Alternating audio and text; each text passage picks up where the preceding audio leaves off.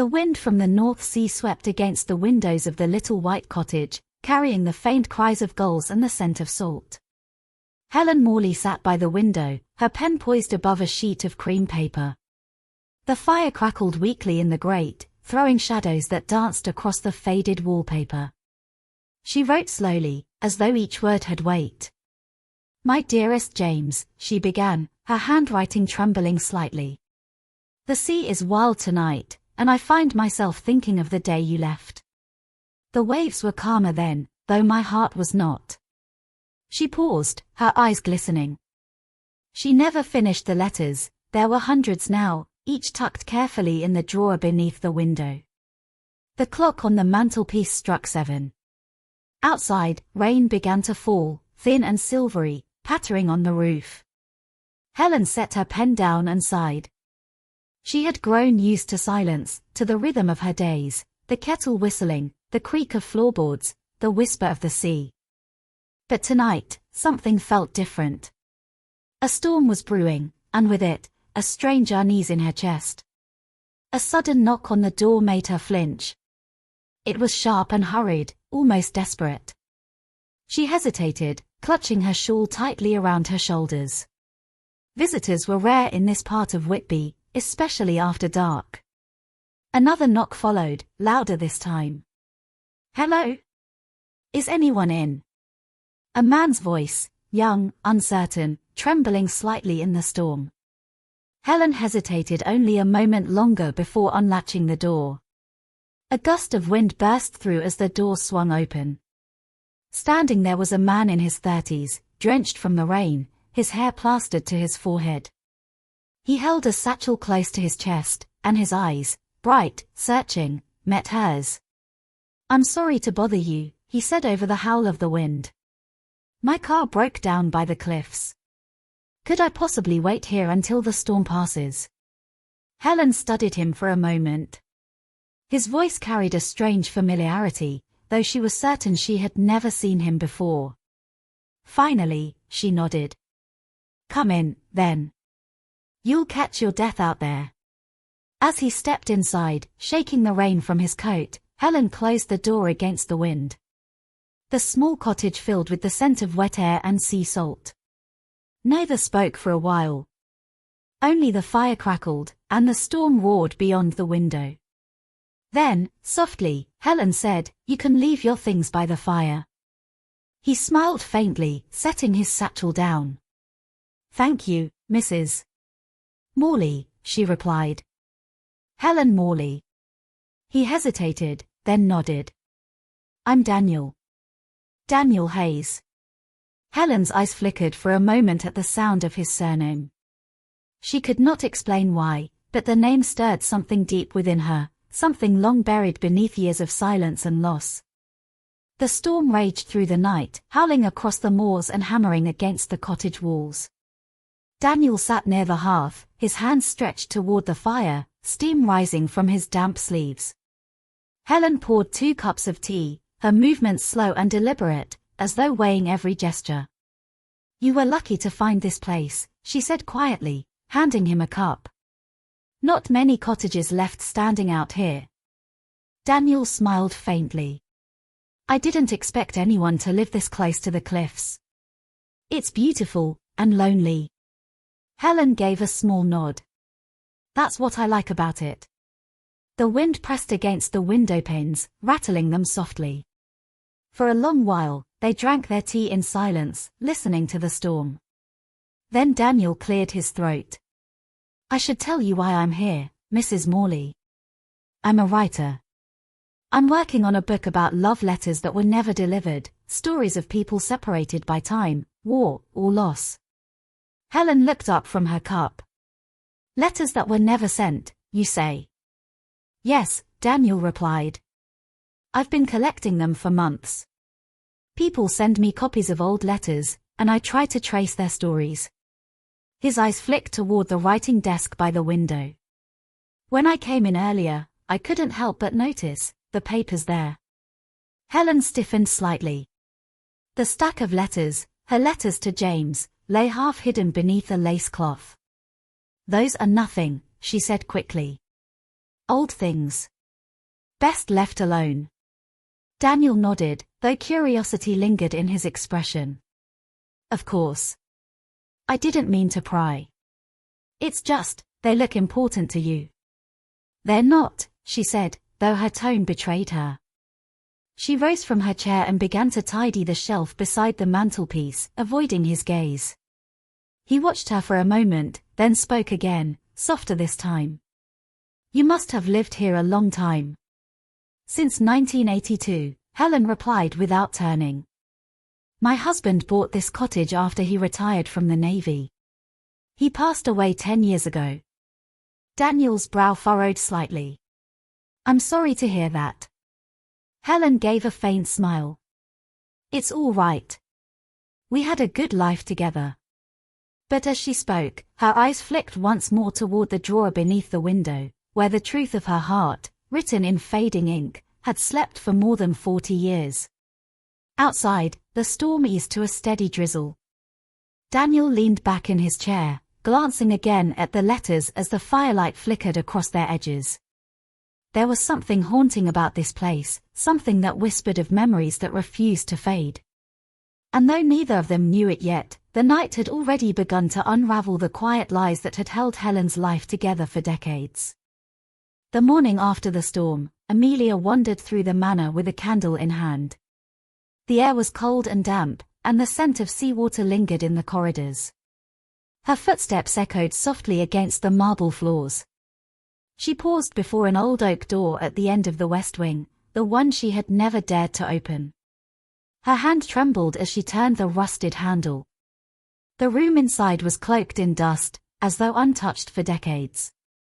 Curtains hung in tatters, and an armchair sat facing the window, its fabric faded by time. But what caught Amelia's attention was a single framed photograph upon the mantelpiece. It showed a young girl, perhaps 10 years old, with pale skin and haunting eyes. She stood on the cliffs overlooking the sea, her dress whipping in the wind. There was something eerily familiar about her face. Amelia felt her breath hitch, because the girl looked exactly like her.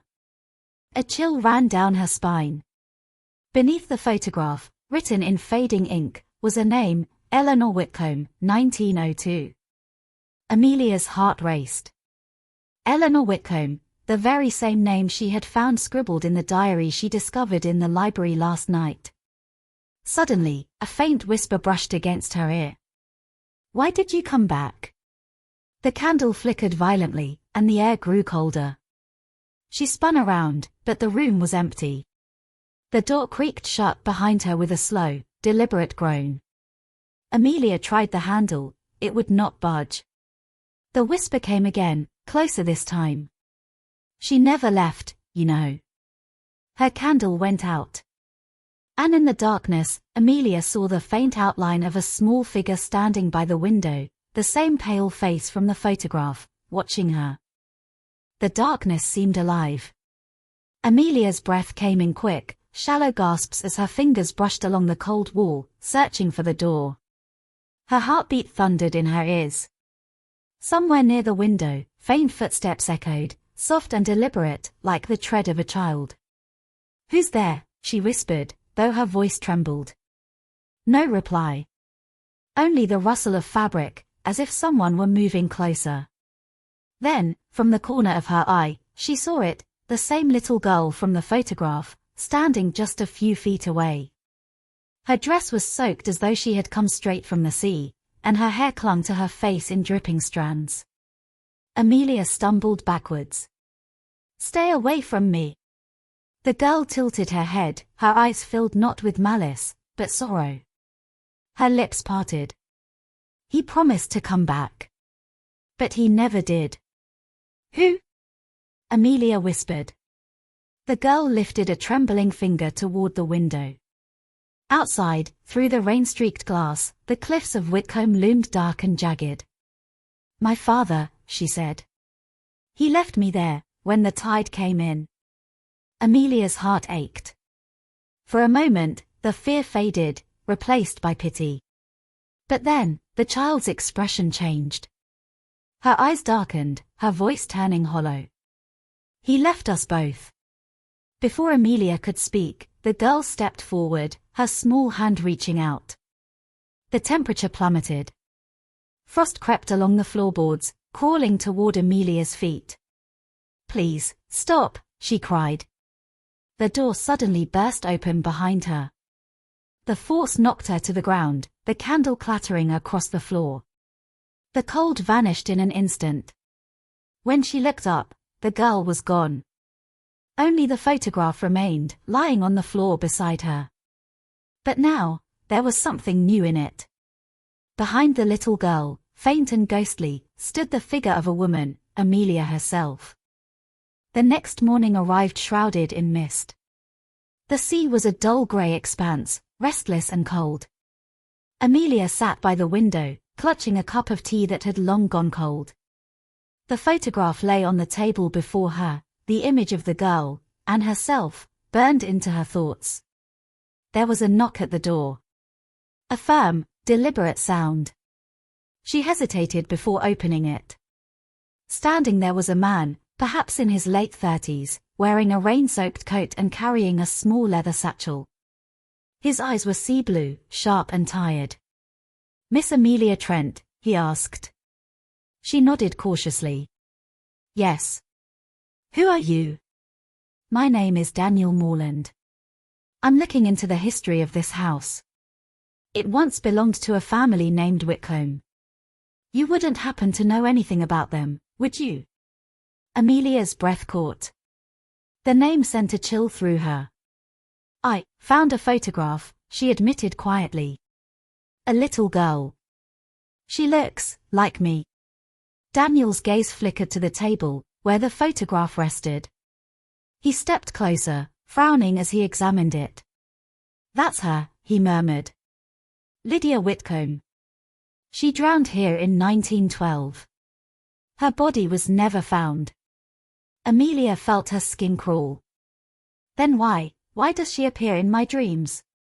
Daniel's eyes met hers, and for the briefest moment, she saw something else there. Guilt. "Because perhaps she's trying to tell you the truth," he said. "And maybe I'm meant to help you find it." A gust of wind slammed against the window, making both of them flinch.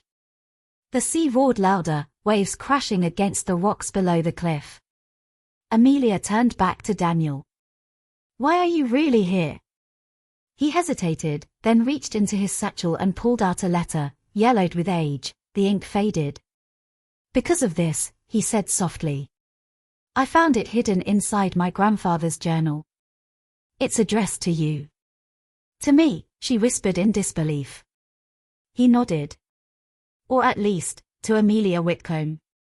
The room seemed to tilt. The sound of the sea grew distant, like a fading heartbeat. Amelia's hands trembled as she reached for the letter, the name written in the same careful script that matched every line she'd seen in the old photograph. She hadn't realized she'd started to cry until a tear fell onto the paper.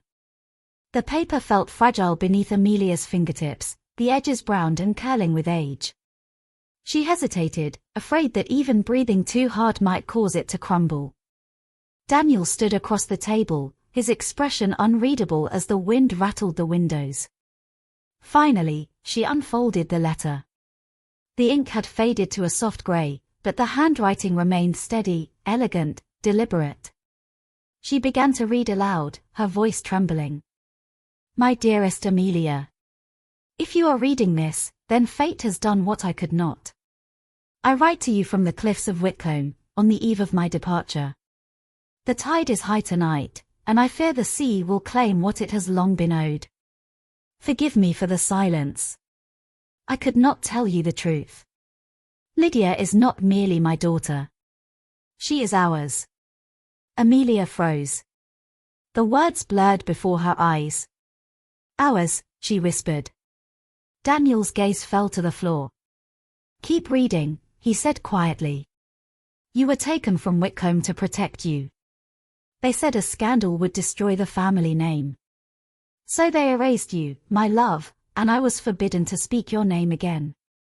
But Lydia bears your eyes, your laughter, and now, the sea calls her as it once called you." Her hands began to shake. The letter slipped from her grasp, fluttering to the floor like a dying bird. "I don't understand," she stammered. "How could this be? This letter is over a century old." Daniel looked pale. "My grandfather kept it hidden all his life. He said it was written by a man named Edward Whitcombe. My family," he hesitated, as though afraid to finish. "My family is descended from him." The wind howled through the cracks in the window. For a moment, it sounded almost like a child's cry. Amelia turned towards the photograph still resting on the table. The image seemed to shimmer faintly, as if something beneath the surface was trying to break through. She whispered, "Lydia, if you can hear me, what do you want?" The lights flickered. A chill swept through the room. The photograph slid across the table on its own and fell face down on the floor. When Amelia picked it up, her breath caught in her throat. The image had changed again. Now, the little girl stood not by the cliffs, but inside the cottage, her hand pressed against the windowpane, staring out at the storm. And behind her stood a man in a long coat, half faded, his face eerily similar to Daniel's. Rain lashed against the windows as the storm raged outside.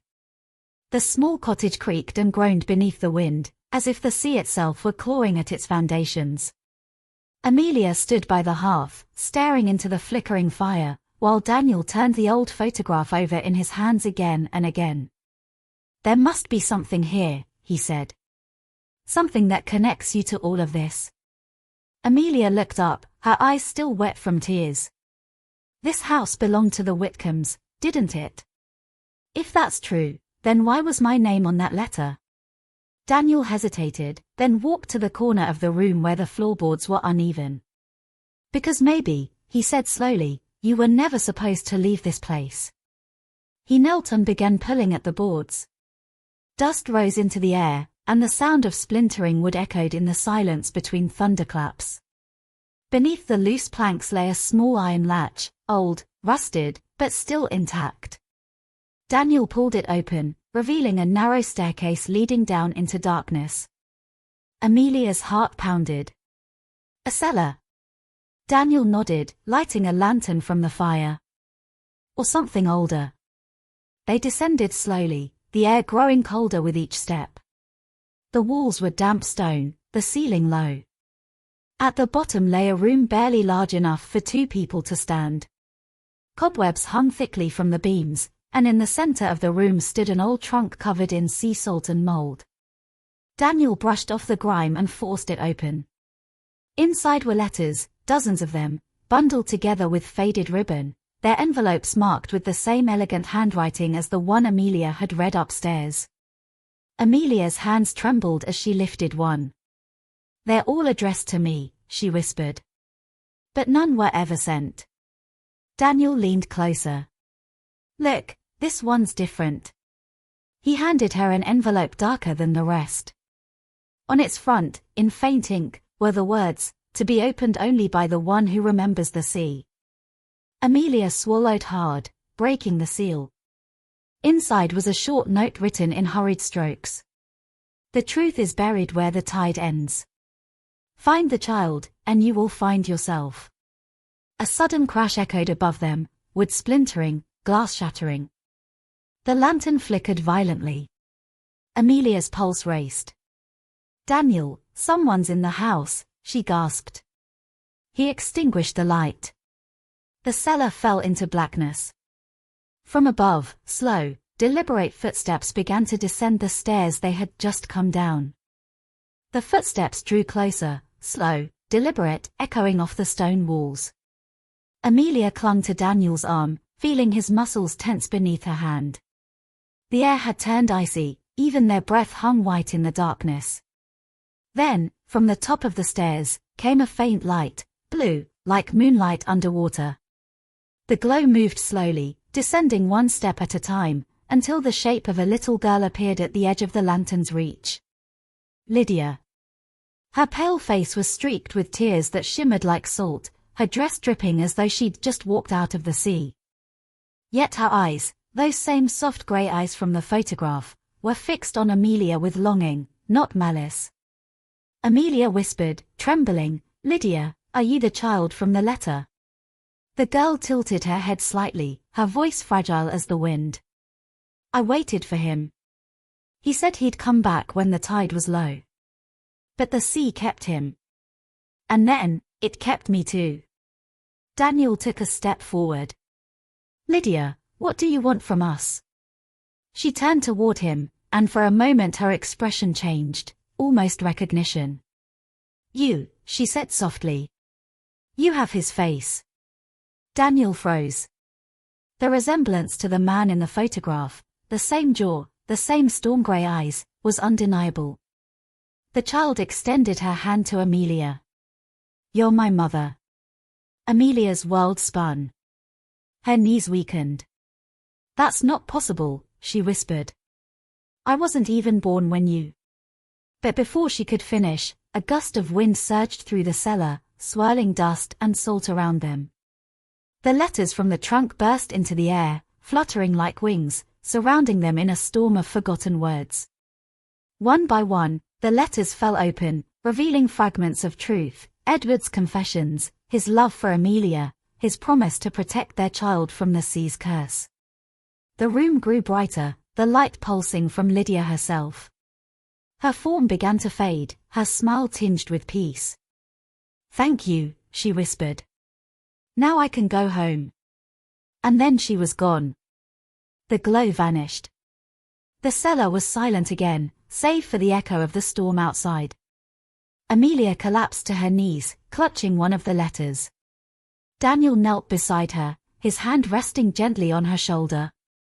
"She's free now," he said quietly. "And so are you." When they climbed back up into the cottage, dawn had broken. The sea lay calm beneath the rising sun, its waves gentle, almost forgiving. On the windowsill, where the photograph had been, lay a small seashell, perfect and glistening with morning light. Amelia smiled faintly, tears on her cheeks. "Goodbye, my child." The sea answered with a single soft wave against the rocks, as though it had finally made its peace.